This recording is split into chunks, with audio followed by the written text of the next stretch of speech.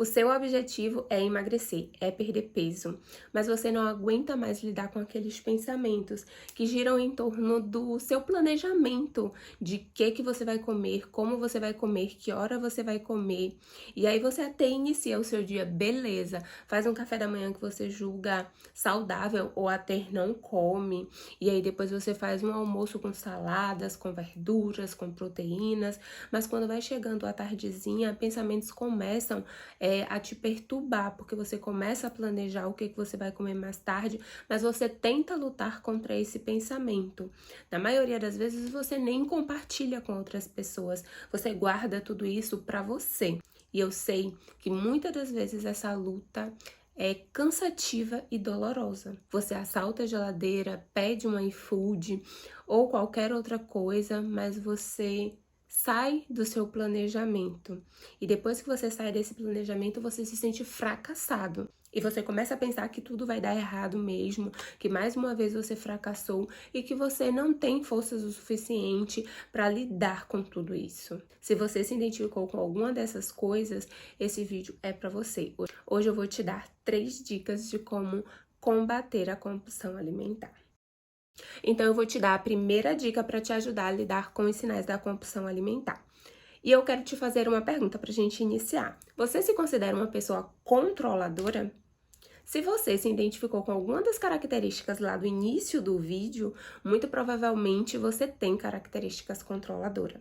Pessoas que estão sofrendo com compulsão alimentar, muito comumente, elas são pessoas controladoras, enrijecidas, né? E que tem essa necessidade de estar controlando muito as coisas ao seu redor. E aí elas dedicam muito tempo a controlar a sua dieta e acabam fazendo uma separação muito grande entre alimentos permitidos, alimentos não permitidos e focam muito na questão do não pode. Porque se eu quero perder peso, preciso controlar minha alimentação, vocês acabam focando muito não posso chocolate, não posso pizza, não posso fast food, não posso hambúrguer. E aí fica num mundo de não posso e a atenção do seu cérebro fica toda voltada para aquele não posso. Já pensou uma criança? Você chega para a criança e diz: olha, essa gaveta aqui tem algo que criança não pode ver, que criança não pode pegar. Então você tem que se manter afastada dessa gaveta. Muito provavelmente, quando você virar as costas, a primeira coisa que essa criança vai fazer é: eu vou verificar o que tem lá dentro dessa gaveta, que criança não pode ver, porque eu quero ver, você despertou a minha curiosidade. E a gente acaba trazendo toda a atenção do nosso cérebro para esses alimentos que você acaba classificando como eu não posso, tá? Então você tem que buscar a conviver bem com esses alimentos, a ter uma boa convivência com esses alimentos. Você nunca vai ressignificar esse alimento na sua vida no sentido de poder consumi-lo em quantidades de forma controlada e de forma saudável se você ficar evitando-os. É claro que vai ter momentos que você vai ter que optar por não comê-los, mas você não pode ficar evitando e colocando isso em evidência na sua vida. Se você tem um problema com o seu marido, por exemplo, ou com o seu namorado, em vez de trabalhar para você melhorar esta relação, para resolver os seus problemas, para vocês poderem conviver, você começa a evitá-lo, vocês nunca vão resolver essa situação e essa relação vai ficar sempre uma relação disfuncional. Então, o que você precisa buscar é ter uma relação bacana com esse alimento. Afinal de contas, a gente não precisa colocar esse alimento como vilão, porque não é um alimento que vai estragar toda a sua estratégia alimentar. Não é um alimento também que vai te emagrecer e vai trazer os resultados que você quer. Então, busque ser menos controlador, procure desenvolver uma boa relação com esses alimentos que você gosta e que você julga proibido. E comece a tirar essa mentalidade de proibido. Mas sim, eu preciso comer com certa cautela e às vezes eu vou precisar saber dizer não para ele, tá tudo bem, porque em outro momento eu vou precisar comê-lo novamente e esse alimento ele não precisa ser excluído da minha vida. A minha segunda dica para você é sobre algo que eu falo muito, muito, muito no meu Instagram. Quem me acompanha lá sempre vê que eu estou sempre voltando nessa tecla porque ela é muito importante e a gente não costuma dar muita atenção, que é o que eu faço quando eu estou comendo. Exatamente. Não é simplesmente, quando eu estou comendo, tcharora bolas. Não. Você pode perceber que na maioria das vezes, quando a gente tá se alimentando hoje em dia, a gente tá no celular, tá assistindo TV, tá conversando com os colegas.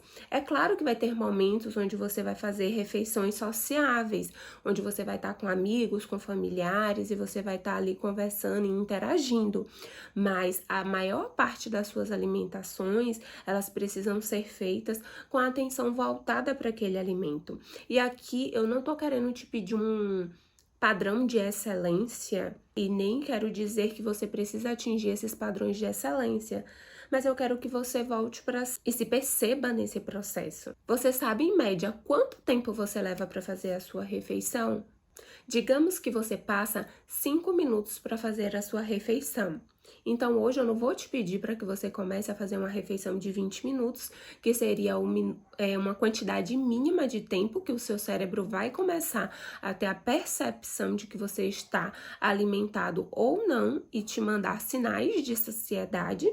Esse seria o perfeito, mas eu sei que para uma pessoa que costuma fazer sua refeição em 5 minutos, aumentar para 20 minutos, vai ser muito sofredor e muito provavelmente você vai tentar algumas vezes e depois você vai acabar desistindo. Então, eu quero te encorajar de forma diferente. Se você passa 5 minutos fazendo a sua refeição com distração, eu queria te pedir para não tentar aumentar esse tempo, mas para tirar essa distração e tentar, nesse momento da sua refeição, estar ali presente, percebendo o que está no seu prato, fazendo a mastigação, engolindo, sentindo os sabores, o aroma desse alimento. Então, explore todas naquele momento em que você estiver comendo. Torne aquele momento prazeroso. Sinta o sabor do seu alimento, sinta o cheiro dele, sinta a textura, né? Sinta como ele está te nutrindo. E eu não vou te pedir para cronometrar isso, mas eu vou te pedir para ter uma atenção focada nesse alimento. Tiara, mas eu já passo mais tempo comendo minha refeição, né? Eu preciso realmente começar a desenvolver melhor isso. Então tá, o tempo mínimo para o nosso cérebro começar a receber os sinais de saciedade do nosso estômago é de 20 minutos. Então, se você já consegue, se você já está nessa fase, tente passar entre 20 e 25 minutos ali fazendo a sua refeição, para você saber se já chega ou se você ainda precisa comer mais um pouquinho. E a minha terceira e última dica, extremamente importante, é procure um profissional. Como assim, Tiara? Mas eu já procurei uma nutricionista e eu não consigo, mesmo lá com a minha prescrição dietética, eu não consigo obter resultados. Tá? Então, eu quero te incentivar, se você não está conseguindo, você procurar um profissional psicólogo que se dedique ao estudo do comportamento alimentar, tá? Porque a gente não precisa, nesse momento, estar focado em calorias, em gorduras, o quanto eu vou consumir, porque eu preciso pesar o que vou comer para obter resultados, para começar a perder peso. Na verdade, tudo isso até começou a te fazer ter medo dos alimentos e de comer, porque parece que quando você come, você se sente cheio, é como se você fosse engordar. E não é nada disso, tá? Então, eu quero te incentivar a procurar um profissional psicólogo que possa te ajudar nesse processo de mudança dentro de você. Porque tudo isso foi construído e a gente precisa entender onde é que estão as pontas soltas, que talvez nem você ainda saiba, mas esse profissional vai te ajudar a ver, a enxergar como é que estão as suas emoções e o porquê que você ficou tão vulnerável a essas situações, o porquê que o alimento entrou de forma a gerar uma dependência na sua vida, porque essa também é uma dependência, assim como tantas outras que existem na vida. E a gente precisa também olhar com ela com carinho, com cuidado, que é necessário para que se seja tratado e para que a pessoa venha a obter uma melhora. E muitas das vezes, a maioria das vezes, na verdade, o que eu vejo são as forças sendo centralizadas em pensar o que se comer, como comer, que hora comer, sobre jejum, sobre não fazer jejum. Quando, na verdade, a gente precisa estar focado nesta pessoa que é única. Você já deve ter feito a dieta da amiga, a dieta da blogueira, a dieta da Nutri, e mesmo assim não surtiu efeito em você. E às vezes até que surtiu efeito em você, mas depois você voltou a ganhar tudo novamente. Ah, Tiara, mas eu sou já uma paciente bariátrica. Eu obtive resultados, mas eu não consigo me livrar da compulsão alimentar. Justamente, é isso que eu tô querendo transmitir para vocês. A gente precisa mudar o sujeito que come e não a comida. Na cirurgia bariátrica, a gente vai e faz uma intervenção física, né? Mas essa pessoa, come, ela continua sendo a mesma se ela não tem um acompanhamento psicológico, tá? E se ela não estava preparada para aquele momento. E é por isso que grande parte das pessoas que passam pela intervenção cirúrgica da cirurgia bariátrica, elas voltam a engordar. E algumas ainda mais do que o que elas estavam antes de passar pelo procedimento cirúrgico. Então eu quero te alertar a ter um olhar de mais amor por você. E você não precisa dar conta de tudo sozinho. Você não precisa ser autossuficiente o tempo todo. Procurar um profissional não é sinal de fracasso, pelo contrário. É sinal de que eu entendo que eu preciso de uma pessoa que estudou para aquilo para me ajudar a lidar com essas situações.